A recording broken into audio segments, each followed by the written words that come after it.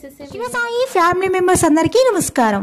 ఈరోజు special topic weekly programme మనలో మన మాట మనసులో మాట. చాలా రోజుల తర్వాత నా మనసులోని మాటలను మీతో పంచుకోవడానికి వచ్చేసాను. నేను మీ దివ్య కిరణ్. ఈ వీక్ నా మనసులో మాటలు మీతో పంచుకుంటాను. జీవితంలో సంతోషంగా ఉండాలంటే ఏం చేయాలి?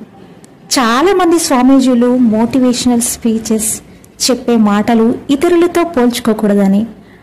అయితే మనలో చాలామంది చేసే తప్పదే, ఇతరులతో పోల్చుకుంటూ జీవితాన్ని భారంగా మార్చుకుంటూ ఉంటాం.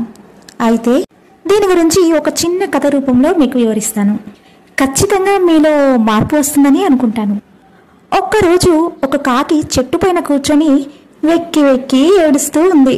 అయితే అదే చెట్టు కింద ధ్యానం చేస్తూ ఓ స్వామీజీ ఆ కాకిని చూసి ఎందుకు ఏడుస్తున్నావు అని అడిగాడు. దీనితో కాకి తన బాధను మొత్తం వెళ్ళగక్కింది.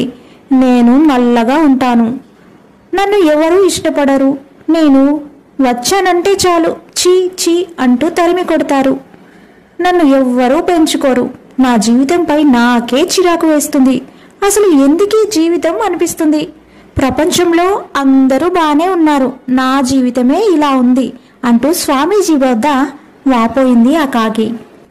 కాకి చెప్పిందంతా విని ఆ స్వామీజీ, అయ్యో రామా, ఇంతకీ ఆనందంగా ఎవరు ఉన్నారో చెప్పు అని కాకిని అడుగుతాడు. వెంటనే కాకి స్పందిస్తూ, అదిగో ఆ హంసను చూడు, తెల్లగా ఎంత అందంగా ఉందో, ఎంచక్కా కొలడులో ఈత కొడుతూ హ్యాపీగా ఉంది.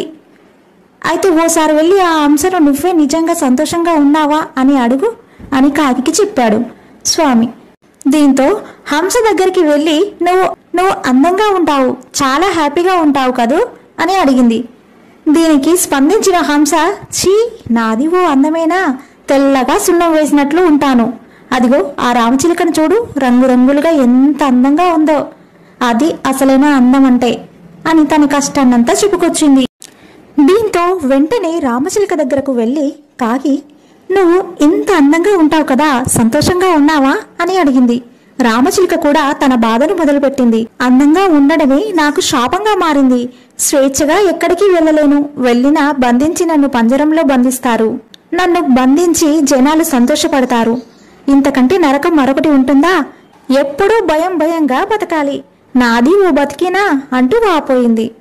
హ్యాపీ లైఫ్ అంటే అదిగో ఆ నెమలిదే. ఇక నెమలి దగ్గరికి వెళ్ళిన కాకి, నువ్వు సంతోషంగా ఉన్నావా అని అడగ్గా నెమలి కూడా తన కష్టాన్ని చెప్పడం మొదలుపెట్టింది.